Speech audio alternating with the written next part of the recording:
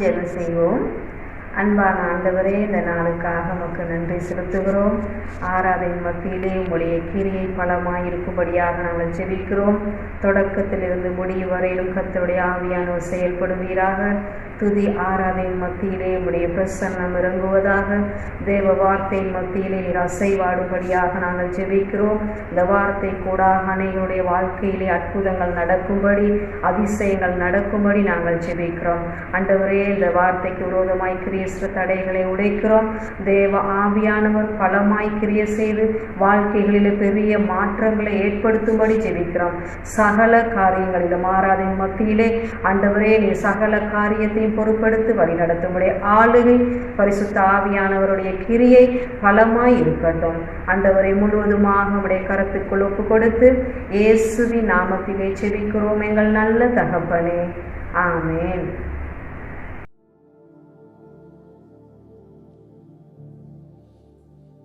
நீரே என் தஞ்சம்,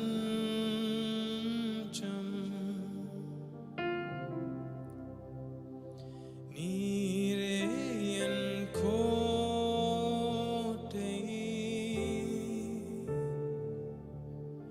நீரே என் இரட்சகர்,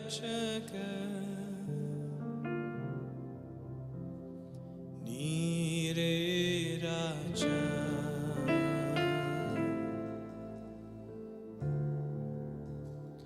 நீரே என் தஞ்சம்,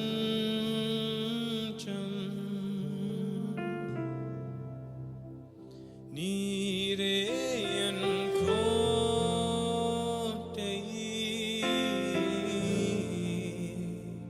நீரே என் இரட்சகர்,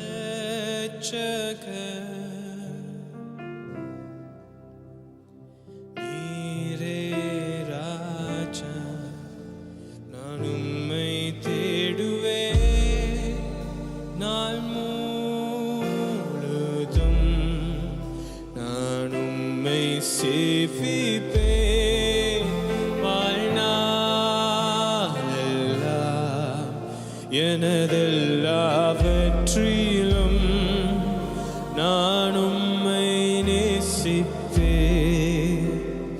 இயேசுவே.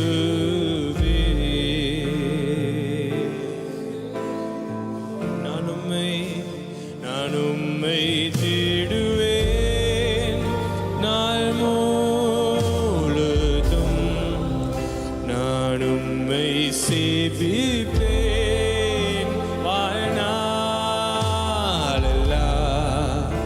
எனதெல்லாவற்றிலும் நான் உம்மை நேசிப்பேன் இயேசுவே. நீரே என் தஞ்சம், நீரே என் தஞ்சம்,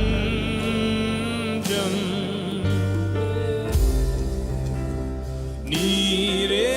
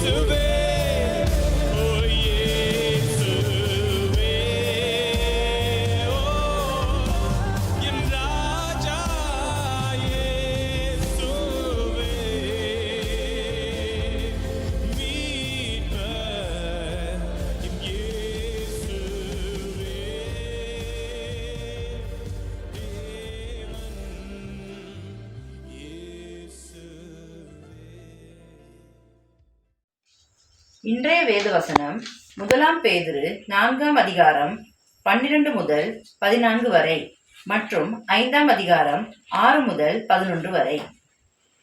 பிரியமானவர்களே, உங்களை சோதிக்கும்படி உங்கள் நடுவில் பற்றி எரிகிற அக்கினியை குறித்து ஏதோ புதுமை என்று திகையாமல், கிறிஸ்துவின் மகிமை வெளிப்படும் போது நீங்கள் களிகூர்ந்து மகிழும்படியாக அவருடைய பாடுகளுக்கு நீங்கள் பங்காளிகளானதால் சந்தோஷப்படுங்கள். நீங்கள் கிறிஸ்துவின் நாமத்தின் நிமித்தம் நிந்திக்கப்பட்டால் பாக்கியவான்கள். ஏனென்றால் தேவனுடைய ஆவியாகிய மகிமையுள்ள ஆவியானவர் உங்கள் மேல் தங்கியிருக்கிறார். அவர்களாலே தூஷிக்கப்படுகிறார், உங்களாலே மகிமைப்படுகிறார். ஆகையால் ஏற்ற காலத்திலே தேவன் உங்களை உயர்த்தும்படிக்கு அவருடைய பலத்த கைக்குள் அடங்கியிருங்கள். அவர் உங்களை விசாரிக்கிறபடியால் உங்கள் கவலைகள் எல்லாம் அவர் மேல் வைத்து விடுங்கள். தெளிந்த புத்தியுள்ளவர்களாய் இருங்கள், விழித்திருங்கள். ஏனெனில் உங்கள் எதிராளி ஆகிய பிசாசானவன் கெச்சிக்கிற சிங்கம் போல் எவனை விழுங்குவோமோ என்று வகை தேடி சுற்றித் திரிகிறான். விசுவாசத்தில் உறுதியாயிருந்து அவனுக்கு எதிர்த்து நில்லுங்கள். உலகத்திலுள்ள உங்கள் சகோதரத்திலே அப்படிப்பட்ட பாடுகள் நிறைவேறுகிறதென்று அறிந்திருக்கிறீர்களே. கிறிஸ்து இயேசுக்குள் நம்மை நித்திய மகிமைக்கு அழைத்தவராயிருக்கிற சகல கிருபையும் பொருந்திய தேவன் தாமே கொஞ்ச காலம் பாடனுபவிக்கிற உங்களை சீர்படுத்தி ஸ்திரப்படுத்தி பலப்படுத்தி நிலைநிறுத்துவாராக. அவருக்கு மகிமையும் வல்லமையும் சதாகாலங்களிலும் உண்டாயிருப்பதாக. ஆமென்.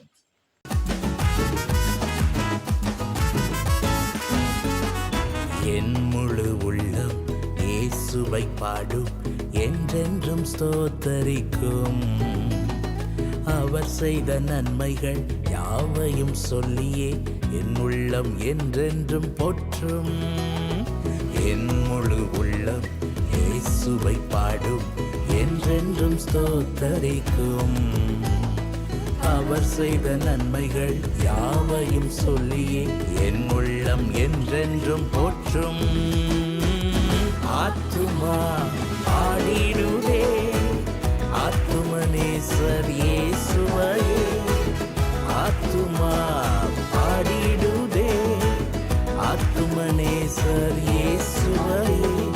துதித்திடும் என் உள்ளம் என்றும், போற்றிடும் என் உள்ளம் என்றும், துதித்திடும் என் உள்ளம் என்றும், போற்றிடும் என் உள்ளம் என்றும்.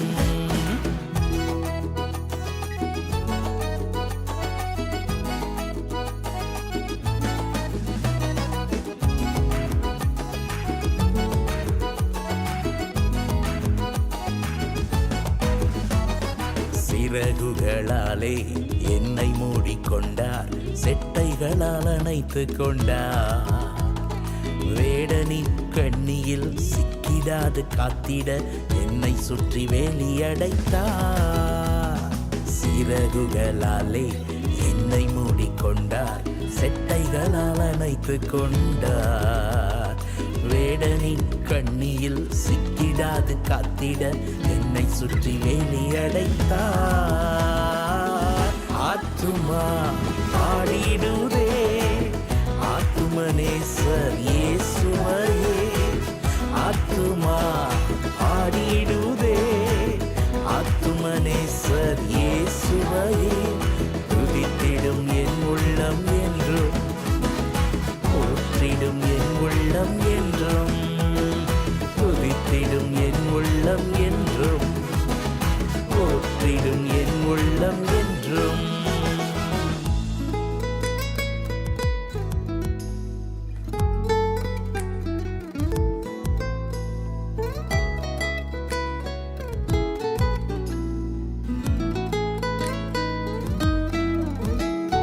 தாழ்மையுள்ள உள்ளம் தேவனையே பாடும், பாடி பாடி மகிழ்ந்திருக்கும். வாழ்வு தந்த தேவனை, வாழ வைக்கும் ராஜனை வாழ்த்தி பாடி மகிழ்ந்திருக்கும். தாழ்மையுள்ள உள்ளம் தேவனையே பாடும், பாடி பாடி மகிழ்ந்திருக்கும். வாழ்வு தந்த தேவனை, வாழ வைக்கும் ராஜனை வாழ்த்தி பாடி மகிழ்ந்திருக்கும். ஆத்துமா பாடிடுதே, ஆத்துமனேசர் இயேசுவையே.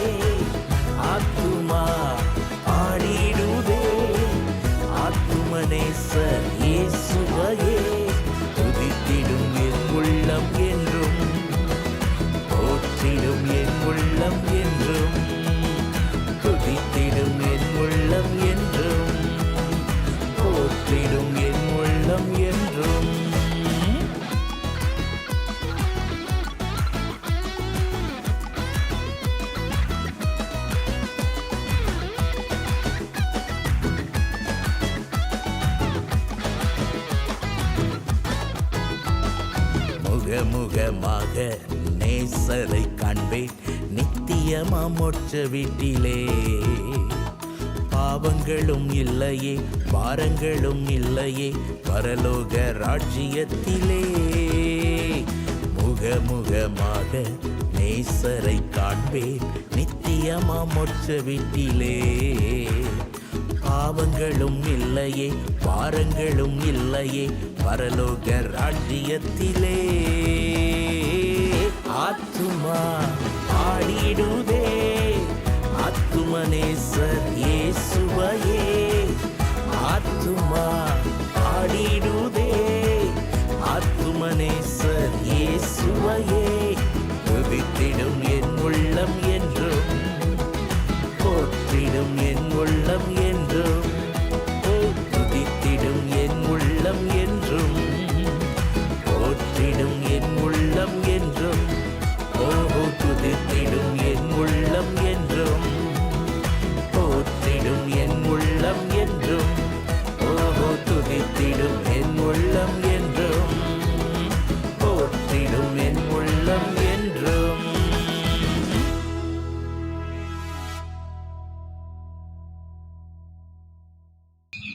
இன்றைய வேத வசனம் யோவான் 17ஆம் அதிகாரம் 1-11 வசனம் வரை. இயேசு இவைகளை சொன்ன பின்பு தம்முடைய கண்களை வானத்துக்கு ஏறெடுத்து, பிதாவே, வேலை வந்தது. நீர் உம்முடைய குமாரனுக்கு தந்தரின யாவருக்கும் அவர் நித்திய ஜீவனை கொடுக்கும் பொருட்டு மாம்சமான யாவர் மேலும் நீர் அவருக்கு அதிகாரம் கொடுத்தபடியே உம்முடைய குமாரன் உம்மை மகிமைப்படுத்தும்படிக்கு நீர் உம்முடைய குமாரனை மகிமைப்படுத்தும்.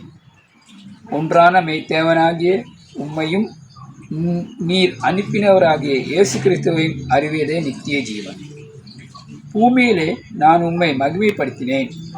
நான் செய்யும்படி நீர் எனக்கு நியமித்த கிரியையை செய்து முடித்தேன்.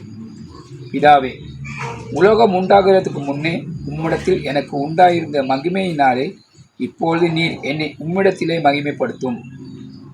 நீர் உலகத்தில் தெரிந்தெடுத்து எனக்கு தந்த மனுஷருக்கு உம்முடைய நாமத்தை வெளிப்படுத்தினேன். அவர்கள் உம்முடையவர்களாய் இருந்தார்கள். அவர்கள் எனக்கு தந்தீர். அவர்கள் உம்முடைய வசனத்தை கை கொண்டிருக்கிறார்கள். நீர் எனக்கு தந்தவைகளை எல்லாம் உம்மாலே உண்டான என்று இப்பொழுது அறிந்திருக்கிறார்கள். நீர் எனக்கு கொடுத்த வார்த்தைகளை நான் அவர்களுக்கு கொடுத்தேன். அவர்கள் அவைகளை ஏற்றுக்கொண்டு நான் உம்மிடத்திலிருந்து புறப்பட்டு வந்தேன் என்று நிச்சயமாய் அறிந்து நீர் என்னை அனுப்பினீர் என்று விசுவாசித்திருக்கிறார்கள். நான் அவர்களுக்காக வேண்டிக் கொள்கிறேன். உலகத்துக்காக வேண்டிக் கொள்ளாமல் நீர் எனக்கு தந்தவர்களுக்காக வேண்டிக் கொள்கிறேன். அவர்கள் உம்முடையவர்களாய் இருக்கிறார்களே. என்னுடையவைகள் யாவும் உம்முடையவைகள், உம்முடையவைகள் என்னுடையவைகள். அவர்களில் நான் மகிமைப்பட்டிருக்கிறேன். நான் இனி உலகத்தில் இரேன். இவர்கள் உலகத்தில் இருக்கிறார்கள். நான் உம்முடையத்தில் வருகிறேன். பரிசுத்த பிதாவே, நீர் எனக்கு தந்தவர்கள் நம்மைப் போல ஒன்றாயிருக்கும்படிக்கு நீர் அவர்களை உம்முடைய நாமத்தினாலே காத்துக்கொள்ளும். ஆமேன். ஆண்டவராகிய இயேசுவின் நாமத்தில் உங்கள் அனைவரையும் வாழ்த்துகிறேன். இந்த வாரம் நாம் வாசிக்க இருக்கும் வேத பகுதி நற்செய்தி புத்தகம், யோவான் எழுதின நற்செய்தி புத்தகம் 17வது அதிகாரம் 1வது வசனம் தொடங்கி 11வது வசனம் வரையிலான வேத வார்த்தைகள் ஆகும். இன்றைய நமது வேத பகுதியில் நான் உங்கள் கவனத்தை ஈர்க்க விரும்பும் 3 முக்கியமான பகுதிகள் இருக்கிறது. முதலாவதாக 3வது வசனத்தில் இயேசு தன்னை அறிவதே நித்திய ஜீவன் என்று கூறுவதிலிருந்து இந்த வேத பகுதி தொடங்குகிறது. அங்கே அவர் அதன் சாராம்சத்தையும் நித்திய ஜீவன் என்பது உண்மையிலே என்ன என்பதையும் அவர் விவரிக்கிறார். ஒன்றான மெய்தேவனாகிய உம்மையும் நீர் அனுப்பினவராகிய இயேசு கிறிஸ்துவை அறிவதே நித்திய ஜீவன் என்று இயேசு கூறுகிறார். இது நாம் கலந்து ஆலோசிப்பதற்கு ஒரு நல்ல சுவாரஸ்யமான ஒரு தலைப்பாக அல்லது ஒரு விடயமாக இருக்கிறது என்று நான் நினைக்கிறேன்.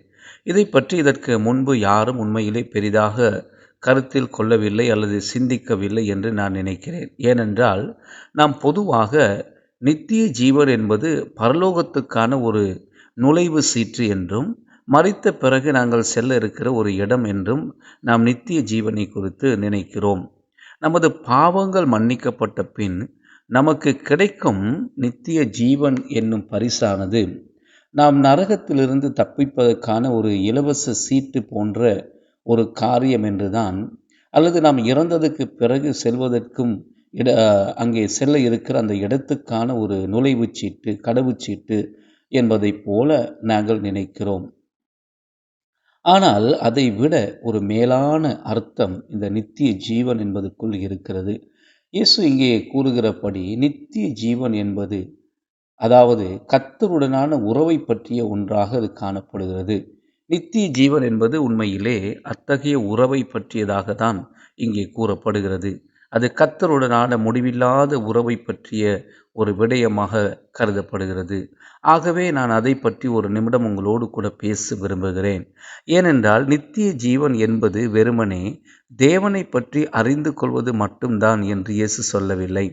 நித்திய ஜீவன் என்பது வெறுமனே ஒரு தேவன் இருக்கிறார் என்று விசுவாசிப்பது மட்டும் கிடையாது என்பதையும் இயேசு சொல்லுகிறார். உண்மையிலே பிசாசுகளும் கர்த்தர் ஒருவர் இருக்கிறார் என்று விசுவாசிக்கின்றன.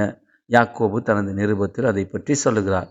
கர்த்தர் உண்மையானவர் என்று அவைகளுக்கு தெரியும், ஆனாலும் அவைகள் இன்னும் பிசாசுகளாகவே இருக்கின்றன. அவருடைய பிரசன்னத்தில் அவைகள் நடுங்குகின்றன. அவருடைய பிரசன்னத்தை கண்டு அவைகள் நடுங்குகின்றன. ஆனால் அவைகள் தேவனை விசுவாசித்தாலும் மனம் மாறுதலை அடைவதில்லை, அதை விரும்புவதும் இல்லை. ஆகவே தேவனை உண்மையாக விசுவாசிப்பதில் ஒரு வித்தியாசம் இருக்கிறது. உண்மையிலே இதற்கு ஆபிரகாம் ஒரு சிறந்த உதாரணமாக காணப்படுகிறார். ஆபிரகாமை தேவன் அவருடைய கூடாரத்துக்கு வெளியே அழைத்து வானத்து நட்சத்திரங்களை பார்க்கும்படி சொல்லுகிறார்.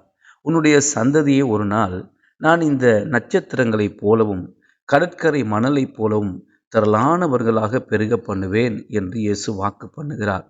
அவ்வாறு தேவன் அவருக்கு சொன்னபோது உண்மையிலே ஆபிரகாமுக்கு ஒரு பிள்ளை கூட இருக்கவில்லை. அவரால் பிள்ளைகளை பெற்றுக்கொள்ளக்கூடிய திராணியும் இருக்கவில்லை.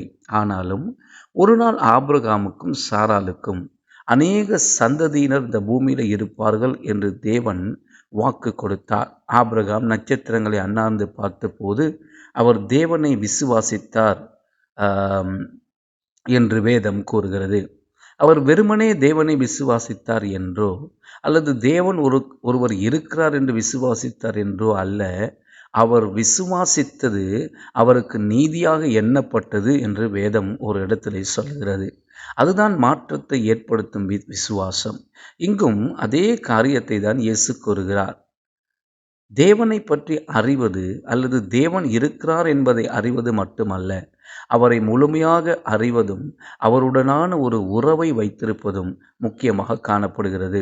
மற்றொரு உதாரணம் என்னவென்றால், இதை பார்க்கும் பலருக்கு என்னை பற்றி நிறைய தெரிந்திருக்கலாம், நான் எப்படி இருப்பேன் என்று உங்களுக்கு தெரிந்திருக்கலாம், நான் பகிர்ந்த கற்பித்த பல விடயங்களை செய்திகளை நீங்கள் கேட்டிருக்கலாம். ஆனால் அதன் அர்த்தம் நாம் எப்போதாவது நேரில் சந்தித்திருக்கிறோம் என்றோ, எனக்கு உங்களை தெரியும் என்றோ அல்லது உங்களுக்கு என்னை தெரியும் என்றோ, அதாவது நமக்கிடையே ஒரு தனிப்பட்ட உறவு இருக்கிறது என்பதோ கிடையாது.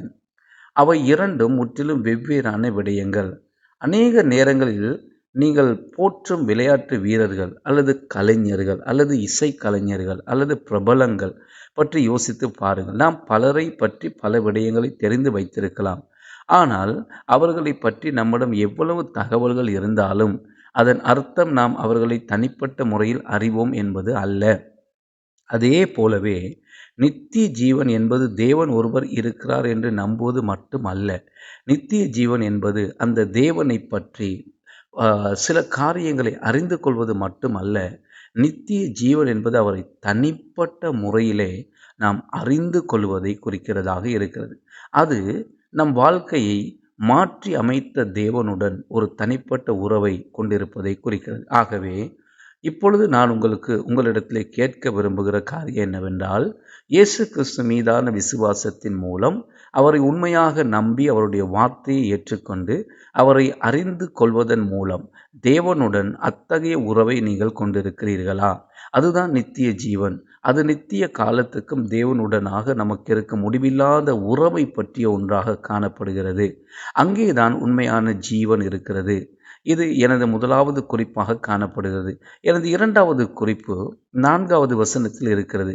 இயேசு கூறுகிறார், பூமியிலே நான் உம்மை மகிமைப்படுத்தினேன், நான் செய்யும்படி நீர் எனக்கு நியமித்த கிரியை செய்து முடித்தேன் என்கிறார். பிதாவே, உலகம் உண்டாவதற்கு முன்னே உம்மிடத்தில் எனக்கு உண்டாயிருந்த மகிமையினாலே இப்பொழுது நீர் என்னை உம்மிடத்தில் மகிமைப்படுத்தும் என்றார். இங்கே இயேசு தனது வாழ்வின் இறுதி கட்டத்தை நெருங்கி கொண்டிருக்கிறார். அத்தகைய ஒரு நேரத்தில் அவர் இந்த ஜெபத்தை செய்கிறார். தேவன் தனக்கு கொடுத்த வேலை முடித்து விட்டதாக இங்கே அவர் ஒரு அறிக்கை கூட செய்கிறார். மேலும் நான் உங்களுக்கு ஒரு காரியத்தை நினைவூட்ட விரும்புகிறேன்.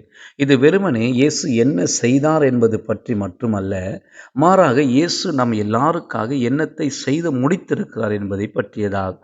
அவர் ஒரு மிக தெளிவான நோக்கத்துடன் பூமிக்கு அனுப்பப்பட்டிருந்தார். தாம் செய்யும்படிக்கு ஒரு பணி அவருக்கு கொடுக்கப்பட்டிருந்தது. அவர் அதை மிகவும் நேர்த்தியாக முழுவதுமாக செய்து முடித்தார். அவர் அதை நிறைவு செய்தார். அவ்வாறே நாமும் இந்த பூமியில் நமது குறுகிய வாழ்நாட்களில் தேவன் நமக்கு கொடுத்த பணியை நாம் செய்து முடிக்க வேண்டும். அவர் நம்மை சில குறிப்பிட்ட காரியங்களுக்காக அழைத்திருக்கிறார். அவர் நமக்கு செய்வதற்கு ஒரு வேலையை, ஒரு பணியை கொடுத்திருக்கிறார். நாம் நமது ஓட்டத்தை விடாமுயற்சியுடன் ஓட வேண்டும். நாம் விசுவாசத்தின் நல்ல போராட்டத்தை போராட வேண்டும். நாம் அந்த போராட்டத்தில் நிலைத்திருக்க வேண்டும். இது ஒரு போராட்டம்தான், ஆனால் அது ஒரு தகுதியான போராட்டம். அது தகுதியானது. ஆனால் நாம் ஓடுவதற்காக அழைக்கப்பட்ட ஒரு ஓட்டம் இருக்கிறது. தேவன் நமக்கு செய்வதற்கு கொடுத்த ஒரு பணியும் இருக்கிறது. அதை நாம் செய்து முடிக்க வேண்டும். நாம் அதை நிறைவு செய்ய வேண்டும். நாம் இங்கு இருப்பதன் நோக்கத்தை நிறைவேற்ற வேண்டும். அது நமது சொந்த வாழ்க்கைக்கு அப்பாற்பட்ட ஒன்றாகும். ஆனால் அவர் நம்மை அழைக்கும் வேலையை செய்து முடித்ததன் மூலமாகவே நாமும் நம்மாலே அங்கே கர்த்தரை மகிமைப்படுத்தக்கூடியதாக இருக்கும்.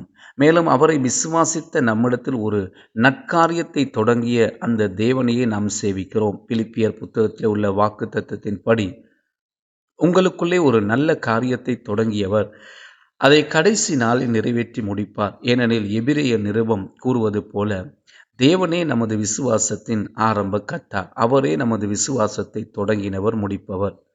அவர் ஒரு கதையை எழுதுகிறார். அவர் ஒரு தலை சிறந்த திட்டத்தை தீட்டுகிறார். அது வெறும் வரைபடம் மட்டும் கிடையாது. அது ஒருபோதும் முடிவடையாமல் அல்லது முடிக்கப்படாமல் நடுவிலே நிறுத்தப்படுகிற ஒன்றும் கிடையாது.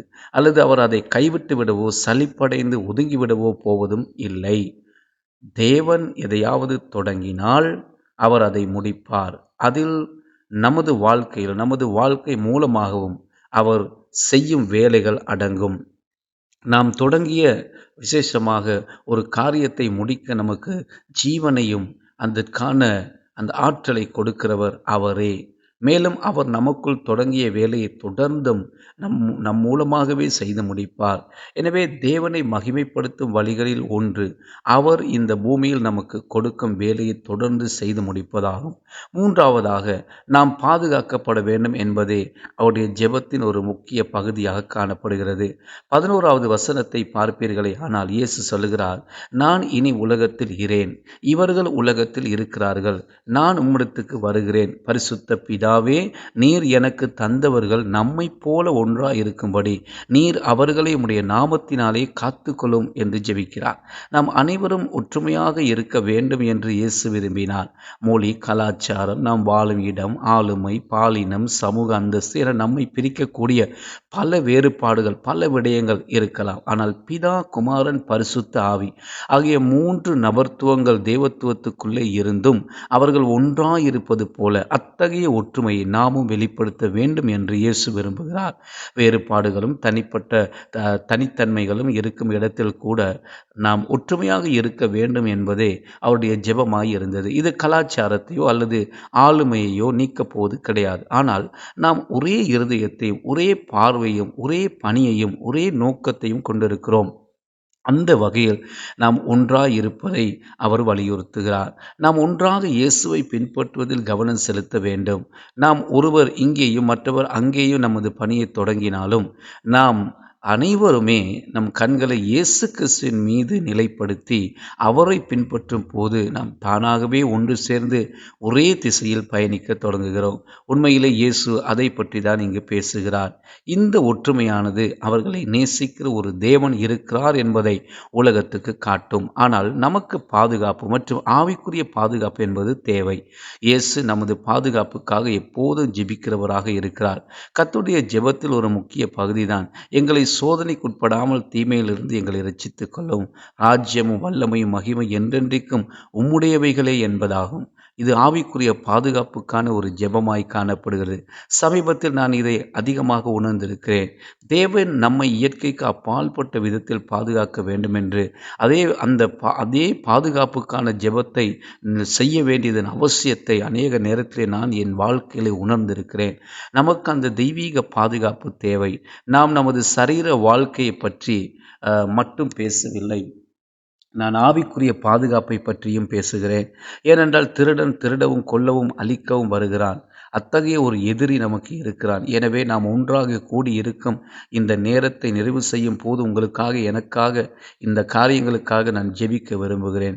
பிதாவே, இதை கேட்க நேரம் ஒதுக்கின அனைவருக்காக உமக்கு நன்றி செலுத்துகிறேன். நித்திய ஜீவன் என்னும் இந்த வார்த்தை, அதாவது முழுதான உறவை இன்னும் பெறாத எவரேனும் இருந்தால் அவர்கள் உம்மை பற்றி அறிந்து கொள்வதோடு மட்டுமல்லாமல் உம்மோடு உறவை வைத்துக் கொள்ள வேண்டும் என்று அவர்களுக்காக ஜெபிக்கிறேன். நீர் இருக்கிறீர் என்று அவர்கள் நம்புவதோடு நிறுத்தி விடாமல் உம் மீது விசுவாசத்தை வைக்க வேண்டும் என்று அவர்களுக்காக ஜெபிக்கிறேன்.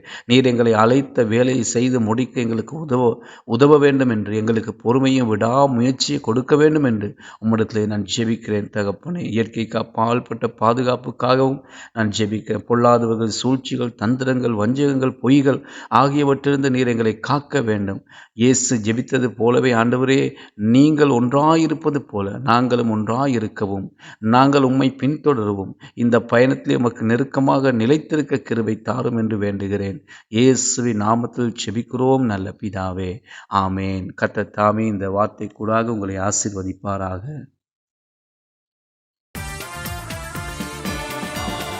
நீர் என்னோடு இருக்கும்போது என்னாலும் வெற்றி வெற்றியே. நீர் என்னோடு இருக்கும்போது என்னாலும் வெற்றி வெற்றியே. தோல்வி எனக்கில்லையே, நான் தோற்று போவதில்லையே. தோல்வி எனக்கில்லையே, நான் தோற்று போவதில்லையே. நீர் என்னோடு இருக்கும்போது என்னாலும் வெற்றி வெற்றியே. நீர் என்னோடு இருக்கும்போது என்னாலும் வெற்றி வெற்றியே.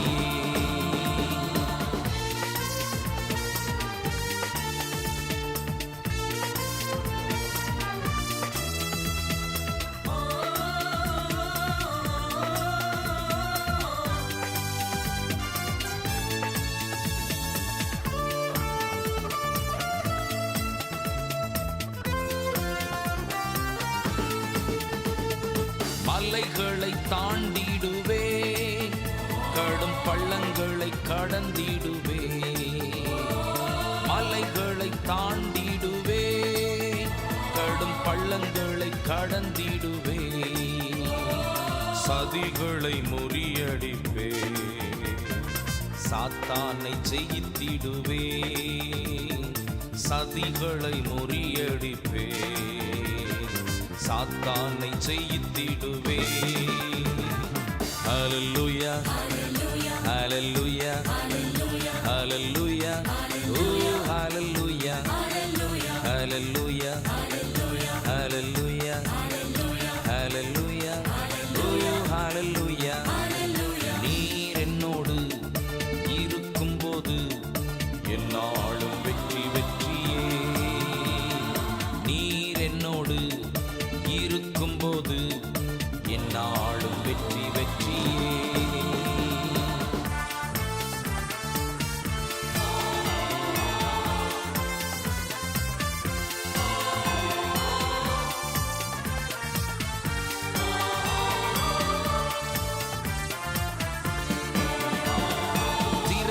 சிறைச்சாலை கதவுகளும் என் துதியினால் உடைந்திடுமே. ஓ, சிறைச்சாலை கதவுகளும் என் துதியினால் உடைந்திடுமே. அபிஷேகம் எனக்குள்ளே நான் ஆடிப்பாடி மகிழ்ந்திடுவே. அபிஷேகம் எனக்குள்ளே நான் ஆடிப்பாடி மகிழ்ந்திடுவே. ஹல்லேலூயா ஹல்லேலூயா ஹல்லேலூயா ஹல்லேலூயா ஓ ஹல்லேலூயா ஹல்லேலூயா ஹல்லேலூயா ஹல்லேலூயா ஓ ஹல்லேலூயா. நீர் என்னோடு இருக்கும்போது என்னாலும் வெற்றி வெற்றியே. நீர் என்னோடு இருக்கும்போது என்னாலும் வெற்றி வெற்றியே.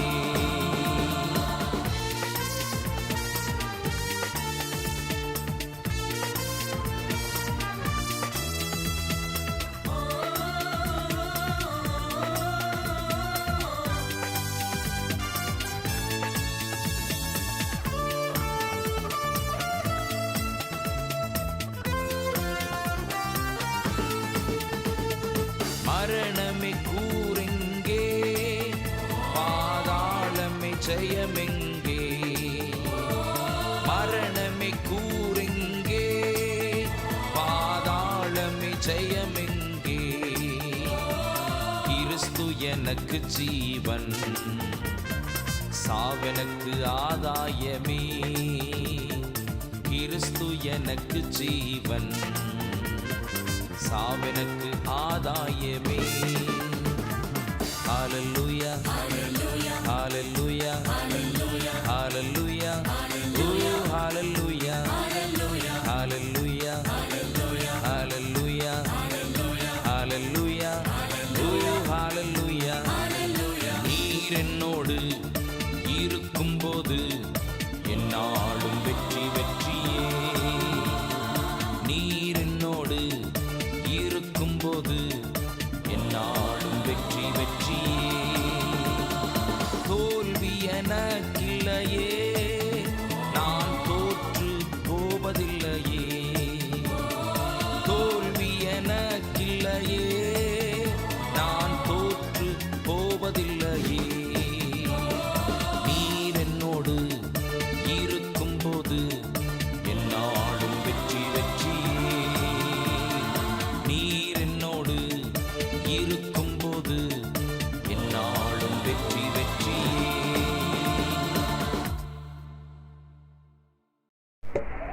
நாங்கள் ஜெபம் பண்ணுவோம். மகா இரக்கமும் கிருபை நிறைந்த ஆண்டவரே, இந்த அருமையான நல்ல நாளுக்காக நாங்கள் உமக்கு நன்றி செலுத்துகிறோம். இந்த ஜெபத் ஆண்டவரே, இந்த ஆராதனையின் ஆரம்பத்திலிருந்து முடிவு பரியந்தம் நீர் எங்களோடு கூட இருந்து சகலவற்றையும் நன்மையாக செய்து முடித்த கிருபைக்காக உமக்கு நன்றி செலுத்துகிறோம். எல்லா விதமான தடைகளை நீக்கி நல்ல நமஸ்கார காலத்தையும் நல்ல தேவனுடைய வார்த்தையும் ஆண்டவரே நாங்கள் கேட்க கொடுத்த கிருபைக்காக நன்றி. அந்த வார்த்தையை நீர் ஆசீர்வதியும். அந்த வார்த்தை மூலமாக அநேக வாழ்க்கைகளை நீங்கள் தொட்டு அநேக வாழ்க்கைகளை நீர் மாற்றும்படியாக நாங்கள் செபிக்கிறோம். தேவனே, விசேஷமாக நாங்கள் செபிக்கிறோம். வியாதியோடு இருக்கிறவர்கள் இந்த வார்த்தைகளை கேட்கும்போது சுகத்தை பெற்றுக்கொள்வார்களாக. ஆவிக்குரிய வாழ்க்கையில் இன்னும் ஒரு ஆண்டவரே கட்டத்தை தாண்டி ஆழமான உறவை ஏற்படுத்தி கொள்ள விரும்புகிறவர்களுக்கு இந்த வார்த்தையானது ஒரு பெரிய தைரியத்தை, உற்சாகத்தை கொடுக்கும்படியாக நாங்கள் செபிக்கிறோம். ஆண்டவரே, இந்த நாளிலே நீ செய்த நம்முடைய வாழ்க்கையிலே செய்த எல்லா நன்மைகளை நினைத்து மக்கு நன்றி செலுத்தி எல்லாவற்றையும் ஒப்பு கொடுத்து இயேசுவின் நாமத்தில் செபிக்கிறோம் எங்கள் ஜீவனுள்ள நல்ல பிதாவே. ஆமேன், ஆமேன். அறிவெல்லாம் கடந்த கடவுளின் சமாதானம் உங்கள் மனமெல்லாம் நிறையட்டும். கடவுளையும் அவர் மைந்தன் இயேசு கிறிஸ்துவையும் பற்றிய அறிவிலும் அன்பிலும் அது உங்கள் நிலை கொள்ளச் செய்யட்டும். தந்தை, மைந்தன், புனித ஆவியானவராகிய அனைத்து வல்ல கடவுளின் ஆசி எப்போதும் உங்கள் மீதும் உங்களோடும் நிறைவாய் என்றும் தாங்குவதாக. ஆமென்.